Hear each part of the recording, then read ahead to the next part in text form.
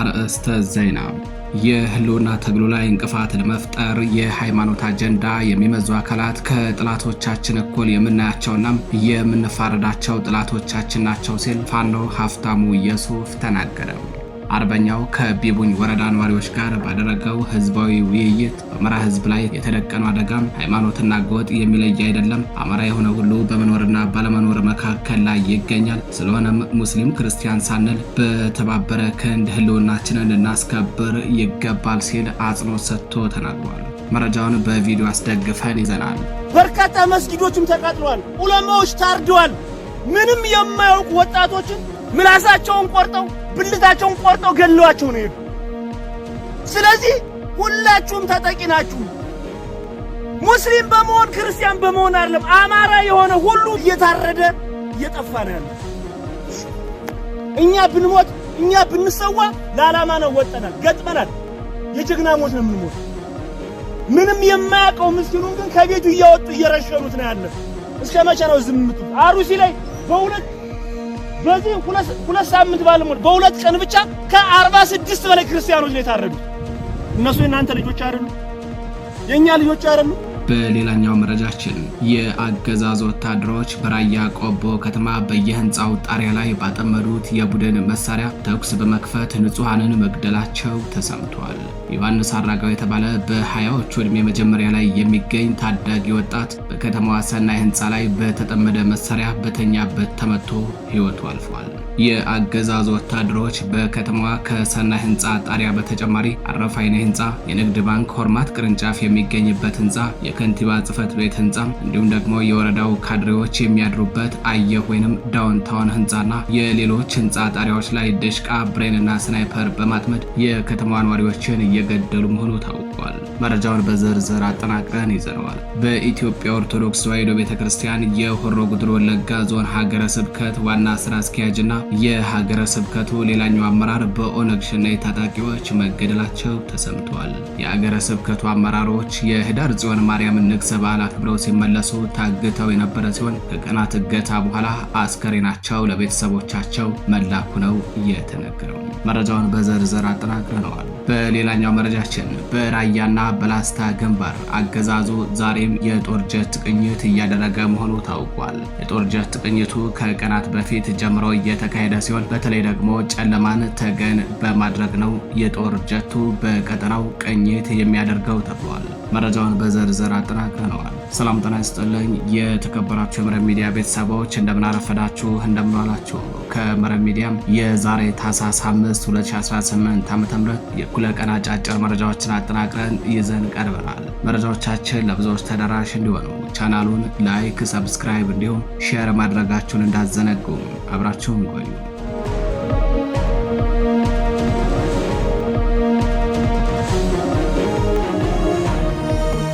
ወደ ቀዳሚው መረጃችን አለፍን።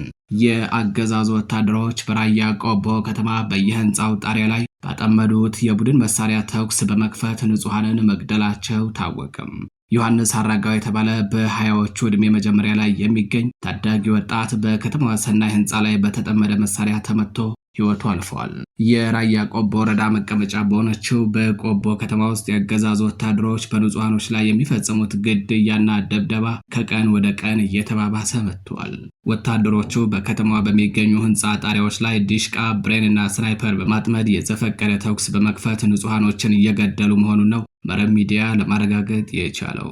ታህሳስ 2 2018 ዓ.ም ለታህሳስ 3 2018 ዓ.ም አጥቢያ ሌሊት በከተማዋ በሚገኙ ሁለት ወታደራዊ ካምፖች ላይ የላውንቸር ጥቃት በፋኖ መፈጸሙን ጣቢያችን መዘገቡ አይዘነጋም። በዚህም በወታደራዊ ካምፕ ውስጥ የነበሩት የከተማዋ ከንቲባ አቶ ኃይለ አብን ጨምሮ በርካታ ካድሬዎችና ወታደሮች ከቀላል እስከ ከባድ ጉዳት ሲያጋጥማቸው፣ አራት ወታደሮች ደግሞ ወዲያውኑ ህይወታቸው ማለፉን መረብ ሚዲያ የምኒልክ እዝንና የከተማዋ ነዋሪዎችን ዋቢ አድርጎ በወቅቱ መዘገቡ አይዘነጋም።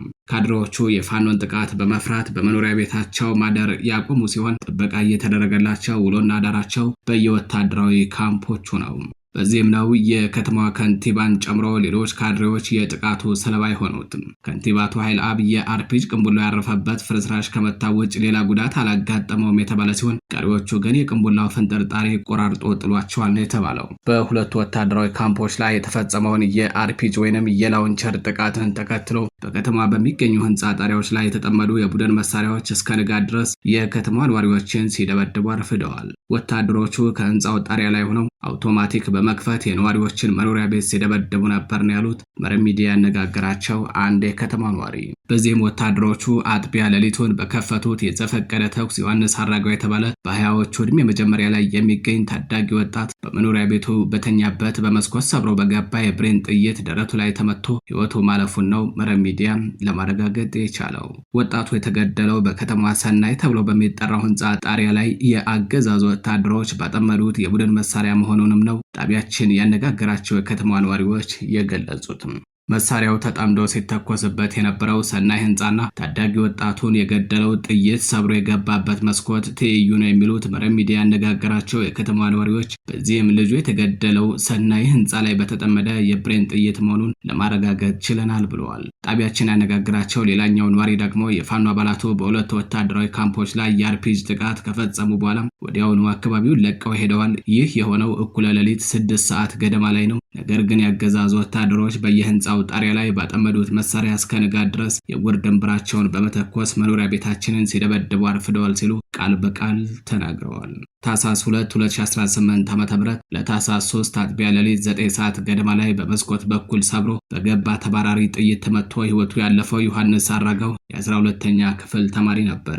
ወታደሮቹ በከተማዋ ከሰናይ ህንፃ ጣሪያ በተጨማሪ አረፋይኔ ህንፃ፣ የንግድ ባንክ ሆርማት ቅርንጫፍ የሚገኝበት ህንፃ፣ የከንቲባ ጽህፈት ቤት ህንፃ፣ የወረዳው ካድሬዎች ውለው የሚያድሩበት አየሁ ወይንም ዳውንታውን ህንፃና የሌሎች ህንፃ ጣሪያዎች ላይ ድሽቃ፣ ብሬንና ስናይፐር እንዲሁም ሌሎች መሳሪያዎችን በማጥመድ በሚከፍቱት ድንገተኛ ተኩስ የከተማ ነዋሪዎች እየተገደሉና ለከባድ አካል ጉዳት እየተዳረጉ ሲሆን በዚህ መውጣትና መግባት አልቻልንም፣ ቤታችን ውስጥ መቀመጥ አልቻልንም፣ ከባድ አደጋ ላይ ወድቀናል ብለዋል መረብ ሚዲያ ያነጋገራቸው የከተማ ነዋሪዎችም።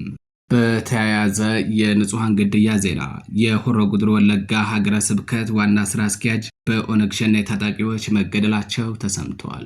በኢትዮጵያ ኦርቶዶክስ ተዋሕዶ ቤተክርስቲያን የሆሮ ጉድሩ ወለጋ ዞን ሀገረ ስብከት ዋና ስራ አስኪያጅ መልአከ ኤዶም ቀሲስ ድጉማና ሌሎች የሀገረ ስብከቱ ሰራተኞችና የወጣት ማህበራት የህዳር ጽዮን ማርያም ንግሰ በዓልን ለማክበር በሀገረ ስብከቱ ስር በምትገኘው ከሻምፑ ከተማ በቅርብ ርቀት ወደ ሀረቶ ማርያም በመሄድ በዓሉን አክብረው ሲመለሱ ራሱን ኦነግ ሸኔ እያለ በሚጠራው ታጣቂ ኃይል ታግተው ነበር።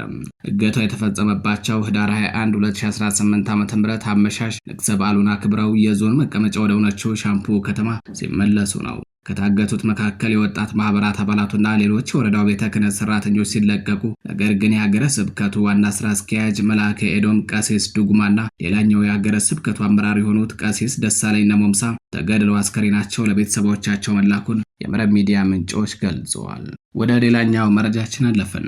የህልውና ትግሉ ላይ እንቅፋት ለመፍጠር የሃይማኖት አጀንዳ የሚመዙ አካላት ከጥላቶቻችን እኩል የምናያቸውና የምንፋረዳቸው ጥላቶቻችን ናቸው ሲል ፋኖ ሀፍታሙ የሱፍ አሳሰበም።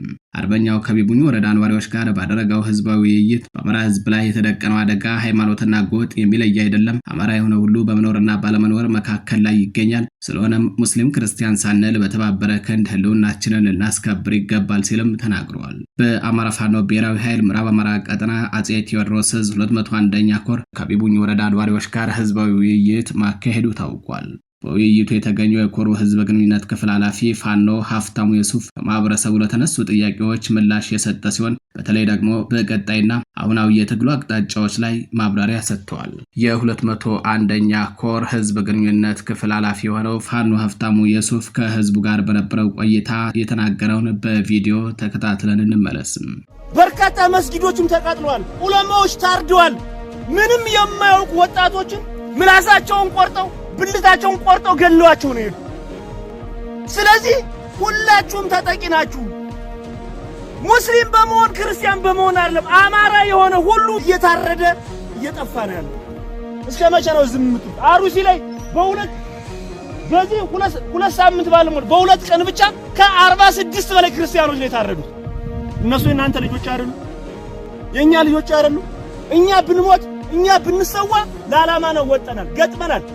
የጀግና ሞት ነው የምንሞት። ምንም የማያውቀው ምስኪኑን ግን ከቤቱ እያወጡ እየረሸኑት ነው ያለው። ስለ ጦርነት የማያውቁ ምንም የማያውቁ አባቶች፣ ምንም የማያውቅ የ5 ዓመት የ6 ዓመት ጣል አሁን ስለ ጦርነት ብታውቁ ስለ መንግስት ሲነግሩ ምኑን ያውቁ? ስለዚህ በዚህ ልክ ነው እየጠፋን ያለው ነው ጎበዝ። ስለዚህ አባቶችን ብታስተምሩ ይገባል። የእግዚአብሔርን ቃል መስቀል ይዛችሁ ከፈጣሪ በታች የምናምናችሁ የምንቀበላችሁ ህዝቡ የሚከተላችሁ እናንተ ነው። እውነትን መመስከር መቻል አለበት። ምዕመናኑ ካለቀ፣ አማኙ ህዝባችን ካለቀ ባዶ ቤተክርስቲያን ምን ይሰራልና? መጀመሪያ መኖር ያለበት እኮ አማኙ ነው። ቤተክርስቲያን የሚሆነው እኮ ህዝብ ሲኖር ነው። ከዛ ውጭ ቤተክርስቲያን ብቻውን ምን የሚሰራው ነገር አለ? ምን የምናገለግልበት ነገር አለ? ህዝቡ ከሌለ፣ ሰው ከሌለ ምን ይሆናል? ስለዚህ ራሳችን በደንብ ቆም ብለን ማየት ያስፈልጋል። እውነትን ልትመሰክሩ፣ ልታስተምሩ፣ ልትናገሩ ይገባል። እኔ አባት ነው ብዬ የምቀበለው በተሰጠው ስልጣን መሰረት ህዝባችሁን እንድትገስጹ፣ እንድታስተምሩ፣ እውነቱን እንድትመሰክሩ በቄስም በሸክስም ኮፍያ አድርገው መስቀላቸውን ይዘው እንደኛም ሻሹን ጠምጥመው በሙስሊሙ በክርስቲያኑ ዛሬ በርካታ የኛን እምነት የማይወክሉ በርካታ የበግ ለምድ የለመሱ በየቤተክርስቲያኑ በየመስጊዱ የተሰገሰጉ አሉ። የተከበራችሁ አድማጭ ተመልካቾቻችን ወደ ሌላኛው መረጃችን አለፍን። የአገዛዙ የጦር ጀት ዛሬም በራያና በላስታ ግንባር ቅኝት ሲያደርግ ማደሩ ተሰምቷል። በሁለቱ ቀጠናዎች ከጦር ጀቱ በተጨማሪ የሰው አልባ አውሮፕላን ድሮን ቅኝት እየተደረገ መሆኑም ነው የታወቀው። በምስራቅ አማራ ቀጠና መነሻውን ከአፋር ክልል ሰመራ ከሚገኘው አሊሚራ ሃንፍሬ ኤርፖርት ያደረገ ሚግ 29 እንደሆነ የተገመተ የጦር ጀት በዞብልና በራማ ገብርኤል ተራሮች አቆራርጦ ሙሉ የራያ ግንባርና የላስታ ግንባር አካባቢዎች ላይ ቅኝት እያደረገ ይገኛል። የጦር ጀቱ ቅኝት ማድረግ የጀመረው ከ2 ሳምንታት በፊት ጀምሮ ሲሆን በተለይ ደግሞ ታህሳስ 2 ለታህሳስ 3 አጥቢያ ሌሊቱን እስከ ላስታና መቄት የደረሰ ቅኝት ማድረጉ ታውቋል። ዛሬም በላስታና ባይና ቡግና እንዲሁም በዋገምራ ብሔረሰብ አስተዳደር ዞን አካባቢዎች ላይ ቅኝት ሲያደርግ አድሯል።